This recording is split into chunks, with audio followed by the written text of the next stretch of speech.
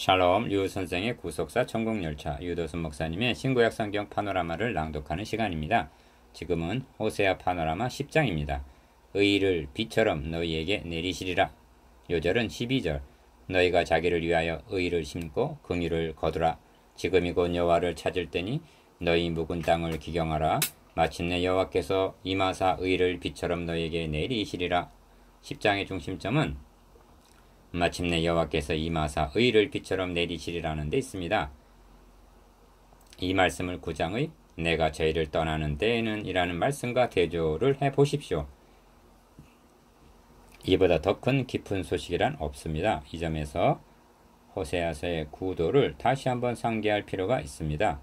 1장에서 3장까지를 통해서 절망과 소망, 즉 로루하마 긍휼히 여기지 않음과 루하마 긍휼히 여김, 로암미 내 백성이 아니라와 암미 내 백성, 내 아내가 아니라와 너에게 장가들어 영원히 살리라 등이 교차하고 있는 것을 보았습니다. 이를 윤리적인 차원, 그러니까 지금은 너희 행위가 로암미이지만 언젠가는 너희 행위가 암미가 되리라는 식으로 보아서는 아니 됩니다. 이처럼 절망과 소망을 교차적으로 보여주고 있는 것은 인간의 행위 중심으로 보면 절망일 수밖에 없으나 하나님께서 주권적으로 성취해 나가시는 은총, 즉 그리스도에게 소망이 있음을 말씀하시려는 것입니다. 절망은 죄악으로 말미암은 것이지만 소망은 복음인 것입니다. 4장 이하는 이에 대한 상론인데 먼저 어찌하여 저들이 절망일 수밖에 없는가를 4장에서 10장 말씀하시고 그런 연후에 11장에서 14장까지 해서 하나님께서 이루어지실 소망을 말씀하고 있는 것이 호세아서의 구도입니다. 이런 맥락에서 10장에 와서는 절망과 소망을 동시에 말씀하고 있는데 저희가 두 마음을 품었으니 첫째 단은 이제 죄를 받을 것이라 하십니다. 2절 저희가 두 가지 죄에 걸릴 때 둘째 단은 만민이 모여서 저희를 치리라 하십니다. 10절 이는 한마디로 절망입니다. 그런가 하면 너희 묵은 땅을 기경하라. 셋째 단은 즉 회개를 촉구하십니다. 왜냐하면 마침내 여호와께서 임하사 의를 비처럼 너에게 내리시리라 하고 12절 소망을 말씀하십니다. 여호와께서 떠나시는 것이 아니라 여호와께서 임하신다는데 10장의 핵심이 있는 것입니다. 이를 세 단원으로 나누어 상고하겠습니다. 첫째 단은 1절에서 8절 두 마음을 품은 자들, 둘째 단은 9절에서 11절 두 가지 죄에 걸림, 셋째 단은 12절에서 15절 너희 묵은 땅을 기경하라. 첫째 단은 1절에서 8절 두 마음을 품은 자들. 저희가 두 마음을 품었으니 이제 죄를 받을 것이라. 하나님이 그 제단을 쳐서 깨치시며 그 주상을 헐으시리라. 2절 1. 이스라엘은 열매 맺는 무성한 포도나무라 하십니다. 1절 상반절 그러면 좋은 것 아닙니까? 문제는 그 열매가 많을수록 제단을 많게 하며 그 땅이 아름다울수록 주상을 아름답게 하도다에 있는 것입니다. 1절 하반절 열매가 많다는 것은 하나님의 선물인 것입니다. 그런데 이를 연애하는 자 2장 5절 즉 바알이 준 것으로 여기고 열매가 많을수록 우상의 제단을 많게 하며 주상을 아름답게 꾸몄다는 것입니다. 이는 9장 1절에서 그들이 타작마당에서 기뻐 뛰놀았다는 말씀과 같은 뜻입니다. 그러므로 저희가 두 마음을 품었으니 하시는 것입니다. 2절 상반절 마음은 믿음의 좌소인 동시에 죄의 좌소이기도 합니다. 기억 그런데 두 마음을 품었다면 두 남편을 섬기는 것과 같아서 이를 가리켜 간음하는 여인이라고 말씀하는 것입니다. 그들은 하나님과 바알을 겸하여 섬겼던 것입니다. 그러므로 아방 때 북이스라엘 위하여 세움을 받은 엘리야 선지자는 너희가 어느 때까지 두 사이에서 머뭇하려느냐. 여호와가 만일 하나님이면 그를 좇고 바알이 만일 하나님이면 그를 좇을지니라 하고 열왕기상 18장 21절 결단을 촉구했던 것입니다. 디귿 하나님이 그 제단을 쳐서 깨치시며 그 주상을 헐으시리라 하십니다. 2절 하반절 3. 두 마음을 품었다는 말씀을 대할 때에 우리와는 무관한 양 생각하기가 쉽습니다. 물론 우리 중에 하나님과 바알을 겸하여 섬기고 있는 자는 한 사람도 없을 것입니다. 기억 그런데 주님은 하나님과 재물을 겸하여 섬기는 것을 바로 두 주인을 섬기는 것이라고 지적하십니다. 마태복음 6장 24절 니은 야고보서에서는 두 마음을 품은 자들아 마음을 성결케 하라고 말씀하면서 간음하는 여자들이여 세상과 벗된 것이 하나님의 원수임을 알지 못하느뇨 하고 경계합니다. 야고보서 4장 4절 8절. 자, 하나님과 재물을 겸하여 섬기는 것, 하나님과 세상을 겸하여 사랑하는 것이 두 마음을 품은 것이라면 우리 중에 그렇지 않다 할 자가 얼마나 되겠는가를 생각하게 합니다. 4. 5절에는 벳 아웬의 송아지가 등장합니다. 이는 베델에 세운 송아지 우상을 가리키는 말씀입니다. 기어 다시 상기시킵니다만 지도자들이 송아지 형상의 우상을 고안해 냈다는 것은 출애굽 당시 백성들이 황금 송아지 우상을 좋아했던 일에 착안했기 때문일 것이라는 점입니다. 이는 두려운 연상이 아닐 수가 없습니다. 왜냐하면 오늘의 지도자들도 이런 인간 심성을 이용하여 축복을 받으라 하면 사람들이 좋아하면서 모여들기 때문에 이를 강조하고 있는 것은 아닌가 하는 두려운 마음에서입니다. 그렇습니다. 우리들의 마음 자수에도 벳아웬의 송아지는 자리를 잡고 있을 것입니다. 세상을 사랑하고 돈을 사랑한다면 그것은 현대판 황금 송아지 우상임이 분명한 것입니다. 5. 그런데 기억 사마리아 거민이 벳아웬의 송아지를 인하여 슬퍼하며 그것 송아지를 기뻐하던 제사장들도 슬퍼하리니 하십니다. 5절 상반절. 왜 이처럼 슬퍼하는 것일까요? 이는 그 영광이 떠나감이며 하십니다. 5절 하반절. 무슨 뜻이냐 하면 그 송아지 우상을 아수르로 옮겨다가 예물로 야렙 왕에게 드리게 되기 때문이라는 것입니다. 6절. 저들이 송아지 우상을 얼마나 연애했는가를 짐작하게 하는 대목이며 한심하기 비할 데 없는 말씀이기도 합니다. 이사야서에 관한 고소를 금치 못할 말씀인 이사야서에는 이에 관한 고소, 애쓴 웃음을 금치 못할 말씀이 있는데 그들의 우상들은 짐승과 가축에 실리웠으니 너희가 떠매고 다니던 그것은 피곤한 짐승의 무거운 짐이 되었도다는 말씀이 그것입니다. 이사야 46장 1절. 그들이 받들어 모시던 우상이 수레에 실리어 끌려가는 짐승의 무거운 짐으로 전락했다는 풍자인 것입니다. 디귿. 그 결말은 사마리아 왕은 물 위에 거품같이 멸망할 것이며 하십니다. 7절. 6. 이러한 심판은 이스라엘에 국한된 것은 아닙니다. 왜냐하면 8절에서 말씀하고 있는 그때 저희가 산더러 우리를 가리우라 할 것이요 작은 산더러 우리 위에 무너지리라 무너지라 하리라 한 8절 심판의 두려움을 신약 성경이 2번이나 인용해서 경고하고 있기 때문입니다. 기억 주님은 십자가를 지고 가시면서 예루살렘의 딸들아 나를 위하여 울지 말고 너희와 너희 자녀를 위하여 울라. 그때 사람이 산들을 대하여 우리 위에 무너지라 하며 작은 산들을 대하여 우리를 덮으라 하리라 하고 누가복음 23장 28절에서 30절 경고하셨던 것입니다. 그런데 어찌 되었습니까? 그리스도를 배척한 도성 예루살렘이 심판을 받아 멸망하고 거민 100만 명이 죽임을 당하는 죽임을 당하는 일이 문자적으로 응하고야 말았던 것입니다. 그런데 이 말씀이 계시록에 다시 한번 등장하고 있다는 점입니다. 최후 심판의 날에 땅의 임금들과 왕족들과 장군들과 부자들과 강한 자들과 각 종과 자주자가 굴과 산 바위 틈에 숨어 산과 바위에게 이르되 우리 위에 떨어져 보좌에 앉으신 의 나체서와 어린 양의 집내에서 우리를 가리우라 하리라는 것입니다. 계시록 6장 15절에서 16절. 이처럼 8절 말씀은 호세아 당시와 주님 당시와 최후 심판이라는 삼중적인 심판으로 적용이 되는 것입니다. 7. 그렇다면 누구들이 먼저 경성을 해야만 하는가? 성경은 일관되게 백성의 지도자들인 왕, 제사장, 선지자들이 각성할 것을 촉구하고 있습니다. 본문에도 도울리 힘이 없는 왕과 3절, 7절, 부패한 제사장이 5절 등장합니다. 이는 백성들이 패망하게 된 원인과 책임이 지도자들에게 있음을 말씀해주고 있는 것입니다. 둘째 단은 9절에서 11절 두 가지 죄에 걸림. 내가 원하는 때에 저희를 징계하리니 저희가 두 가지 죄에 걸릴 때에 만민이 모여서 저희를 치리라. 10절 1. 본단원의 중심점은 저희가 두 가지 죄에 걸릴 때 하신 10절 상반절 두 가지 죄에 있습니다. 그렇다면 두 가지 죄가 무엇일까요? 기어 예레미야 2장 13절에서는 내 백성이 두 가지 악을 행하였나니 하시면서 첫째는 생수에 근원되는 나를 버린 것과 둘째는 스스로 웅덩이를 판 것인데 그것은 물을 저축치 못할 터진 웅덩이니라 하십니다. 터진 웅덩이란 도울 힘이 없는 이방, 애굽, 아수르를 의지한 것을 뜻합니다. 니은 이로보건대 두 가지 죄란 하나님을 버린 것과 이방을 의뢰한 것으로 볼 수가 있습니다. 이것이 어째서 두 가지 죄라 꼽을 만큼 중죄란 말인가? 하나님을 버렸다는 것은 곧 우상을 숭배했다는 것을 가리키고 불신 이방을 의지했다는 것은 곧 인본주의 사상을 의미하기 때문입니다.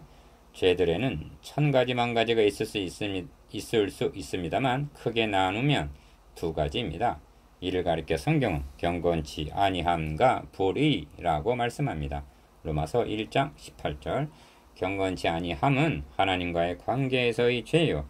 불의는 이웃과의 관계에서의 죄입니다. 이 두 가지 죄를 인하여 하나님의 진노가 하늘로조차 나타난다고 말씀합니다. 이 9절에서는 이스라엘아 너가 기브아의 시대로부터 범죄하였거늘 하십니다. 9장 9절에서 이미 저희는 기브아의 시대와 같이 심히 폐기한지라 여호와께서 그 악을 기억하시고 그 죄를 벌하시리라 하고 기브아의 시대를 언급하신 바가 있습니다. 이 말씀이 두 가지 죄와 관련이 있는 것은 아닌가? 그렇다면 기브아의 시대란 어느 때를 가리키는 것이며 또한 그때로부터 이 범했다는 죄는 무엇일까? 두 가지를 생각할 수가 있겠습니다. 기어 사사기는 기브아 시대의 사건을 기술함으로 끝을 맺고 있는데 11지파가 합세하여 베냐민 한 지파를 진멸시킨 동족상전의 사건이 기브아에서 발생했던 것입니다. 그 싸움이 얼마나 처절했던지 민수기에서 싸움에 나갈 만한 계수함을 입은 자가 45,600명이었더라 한 민수기 26장 41절 베냐민 지파가 기브아 사건 때 도망하여 생존한 자가 단지 600명이었다고 말씀하고 사사기 20장 47절 그렇게 말씀하고 있는 것으로 짐작할 수가 있습니다. 그리하여 한 지파가 이지러졌고 한 지파가 끊쳐도다 하고 사사기 21장 3절 6절 대성통곡을 했던 것입니다. 그런데 지금 남왕국으로 분열하여 적대 관계에 있는 이를 기브아 시대로부터의 범죄라고 말씀하시는 것으로 볼 수가 있습니다. 니은 또 한 사건은 사무엘 당시 열방과 같이 우리에게 왕을 달라고 구한 일입니다. 사무엘상 8장 5절 이렇게 해서 세움받은 왕이 사울이었는데 그는 베냐민 지파 사람이요 기브아이었습니다. 사무엘상 15장 34절 그렇다면 왕을 구한 이것을 기브아 시대로부터 범죄라고 일컬을 만한 것입니다. 그때 하나님께서는 그들이 너 사무엘을 버리면요 나를 버려 자기들이 왕이 되지 못하게 하매니라 하고 말씀하셨는데 사무엘상 8장 7절 기브아 시대로부터 범죄란 하나님의 왕 되심을 거부한 반역이 아닌가 생각하게 합니다. 내가 분노함으로 너에게 왕을 주고 진노함으로 패하였노라 하신 13장 11절이 이를 뒷받침해 줍니다. 이것이 기브아의 시대로부터 범죄라며 이는 우리하고도 무관하다 말할 수는 없는 것입니다. 3. 에브라임은 마치 길들인 암소 같아서 하십니다. 11절 상반절 이는 지금까지는 길들인 소처럼 하나님이 돌보셨으나 내가 그 아름다운 목에 멍에를 메우고 그 위에 사람을 태우리니 11절 하반절 라고 하십니다. 이는 그들이 아수르의 포로가 되어 고달픈 종의 삶을 살게 될 것을 가리킵니다. 이 둘째 단원을 한마디로 요약을 한다면 이스라엘아 너가 패망하였나니 이는 너를 도와주는 나를 대적함이니라가 될 것입니다. 13장 9절 두 마음을 품은 자 두 가지 죄 걸릴 때의 결국은 패망뿐입니다. 셋째 단원 12절에서 15절 너희 묵은 땅을 기경하라 너희가 자기를 위하여 의를 심고 긍휼을 거두라 지금이 곧 여호와를 찾을 때니 너희 묵은 땅을 기경하라 마침내 여호와께서 임하사 의를 빛처럼 너희에게 내리시리라 12절 10장에 있어서 12절은 요절이라 할 수가 있습니다. 요절 중에서도 핵심은 여호와께서 임하사 의를 빛처럼 너희에게 내리시리라에 있습니다. 이 말씀은 호세아서 전체의 중심적인 주제를 할 만큼 중요한 의미가 있습니다. 그토록 중요한 말씀임에도 해석상 이견도 뚜렷합니다. 그것은 하나님 중심으로 보느냐 인간 중심으로 보느냐의 차이에서 오는 것입니다. 1. 너희 묵은 땅을 기경하라 하십니다. 기억, 이는 회개하라는 말씀인데 인간이 행해야 할 일입니다. 그러나 밤만 간다고 생명의 싹이 저절로 돋아나는 것은 아닙니다. 니은 그러므로 마침내 여호와께서 임하사 의를 비처럼 너에게 내리시리라 하시는 것입니다. 이는 은혜 내려줄 것을 의미하는데 하나님이 해주실 일입니다. 2. 호세아서는 누가 지혜가 있어 이런 일을 깨달으며 누가 총명이 있어 이런 일을 알겠느냐 하고 9절 상반절 마치고 있는데 그러므로 12절 말씀을 바르게 접근하기 위해서는 호세아서의 전체적인 맥락, 다시 말하면 호세아서를 통해서 말씀하시고자 하는 하나님의 의도를 깨닫는 것이 선결입니다. 그 의도가 무엇일까요? 1장에서 3장까지를 보면 절망과 소망이 교차하는 것을 상기할 필요가 있습니다. 인간이 하는 일을 보면 절망이요 하나님이 하시고자 하는 일에 소망이 있기 때문입니다. 3.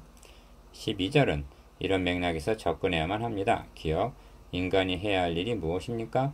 묵은 땅을 기경하는 일입니다. 오랫동안 묵어서 굳을 대로 굳은 땅을 갈라고 말씀하십니다. 묵은 땅은 인간의 심령을 가리키는 말씀입니다. 그러므로 이는 북이스라엘뿐만이 아니라 남유다를 향해서도 그리고 모든 심령을 향해서도 동일하게 촉구하시는 말씀입니다. 나 여호와가 유다와 예루살렘 사람에게 이같이 이르노라 너희 묵은 땅을 갈고 가시덤불 속에 파종하지 말라 하십니다. 예레미야 4장 3절 니은 여기 핵심적인 말씀이 나오는데 파종 즉 씨를 뿌림입니다. 하나님은 이렇게 말씀하고 있는 셈입니다. 내가 의의 씨를 뿌려주겠다. 묵은 땅을 갈고 가시덤불 속에 떨어지지 않게 하라. 디귿 실제로 예레미야 선지자를 통해서는 여호와께서 가라사대 보라 내가 사람의 씨와 짐승의 씨를 이스라엘 집과 유다 집에 뿌릴 날이 이르리니 내가 경성하여 그들을 뽑으며 회파하며 전복하며 멸하며 곤란케 하던 것 같이 경성하여 그들을 세우며 심으리라 여호와의 말이니라 하십니다. 예레미야 31장 27절에서 28절 이를 포수로부터 회복시켜 주실 것으로만 본다면 이 말씀이 놓여있는 31장의 문맥을 보지 못하는 근시한이요 원시치 못함이라고 베드로후서 1장 9절 말할 수밖에 없습니다. 31장은 나 여호와가 말하노라 보라 날이 이르리니 내가 이스라엘과 유다 집에 새 언약을 세우리라는 문맥이 있기 때문입니다. 예레미야 31장 31절 4 하나님께서는 너희가 자기를 위하여 의를 심고 하십니다. 12절 상반절 대부분의 해석들은 이를 의로운 삶을 살라는 뜻으로 보고 있습니다.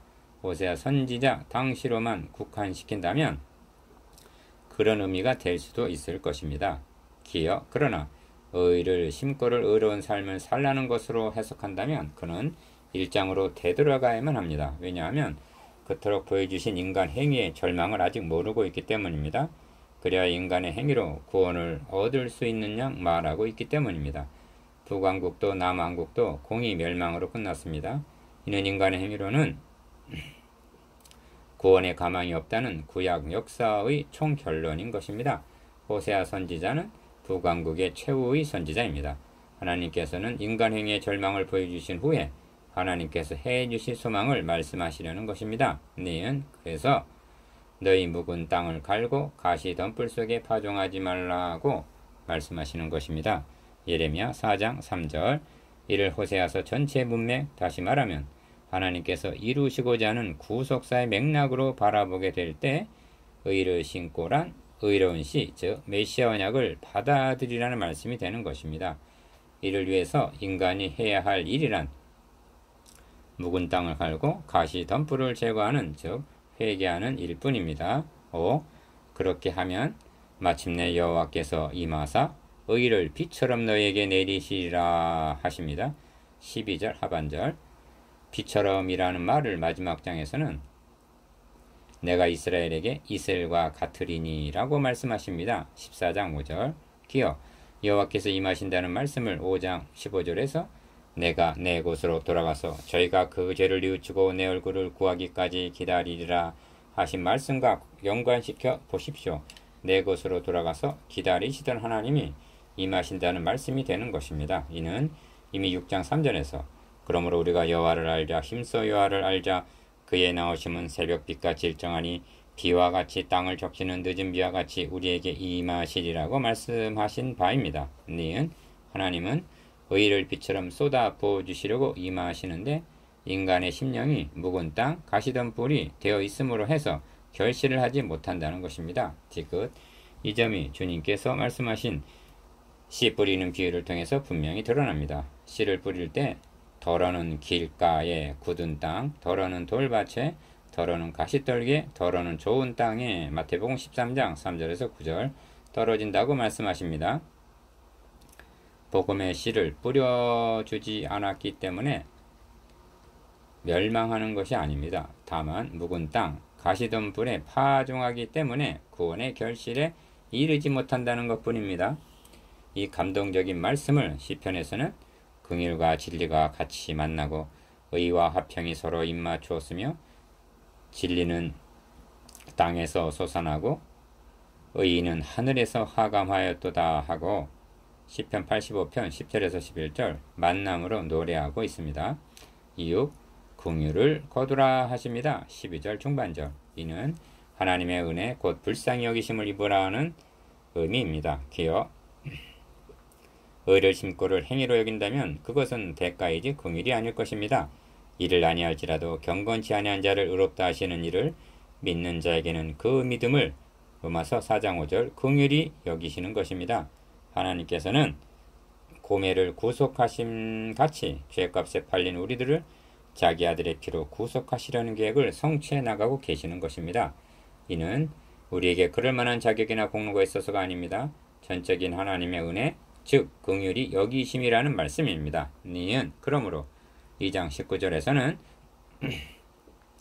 내가 너에게 장가들어 영원히 살되 의와 공변됨과 은총과 긍휼이 여김으로 너에게 장가들겠다고 말씀하셨던 것입니다. 7. 그럼에도 불구하고 인간은 너희는 악을 밭가라 죄를 거두고 거짓 열매를 먹었나니 하십니다. 13절 상반절 너희는 기억 악을 밭가라 니은 죄를 거두고 디귿 거짓 열매를 먹었다. 이는 하나님께서 촉구하시는 바 기억 너희 묵은 땅을 기경하고 니은 의를 심고 디귿 긍휼을 거두라는 말씀과는 정반대 행위인 것입니다. 8. 이는 너의 용사의 많음을 의뢰하였음이라 하십니다. 13절 하반절 그들은 아직도 절망을 모르고 있습니다. 하나님께 항복을 하지 않고 있는 것입니다. 그리하여 마땅히 의뢰하여야 할 하나님을 의뢰하는 것이 아니라 용사의 많음을 베델의 송아지를 15절 상반절 의뢰하고 있는 것입니다. 이는 마치 바리새인이 자신의 절망적인 모습을 모르고 자랑을 늘어놓고 있을 뿐 세리처럼 가슴을 치면서 하나님이여 불쌍히 여기옵소서 나는 죄인이로소이다 하고 누가복음 18장 13절 하고 그렇게 하고 있지 않는다는 말씀입니다. 주님은 내가 너에게 이르노니 이 사람 세리가 저 바리새인보다 의롭다 하심을 받고 집으로 내려갔느니라는 놀라운 말씀을 하십니다. 8. 4장에서 10장까지는 인간의 배은 방덕이 어떠했는가를 책망하며 고발하는 내용들이었습니다. 10장에서도 두 마음을 품은 자들 두 가지 죄에 걸림을 말씀하고 있습니다. 이것만 보면 절망일 수밖에 없습니다. 그러나 여기가 끝이 아닙니다. 하나님은 말씀하십니다. 지금이 여호와를 찾을 때니 즉 지금이 은혜 받을 만한 때라는 것입니다. 그러므로 너희 묵은 땅을 기경하라 즉 회개하라 하십니다. 마침내 여호와께서 임하사 의를 빛처럼 너희에게 내리시리라 하십니다. 그렇습니다. 말세 내가 내 영으로 모든 육체에 부어주리니 하십니다. 사도행전 2장 17절 여기에 소망이 있는 것입니다. 이는 복음인 것입니다.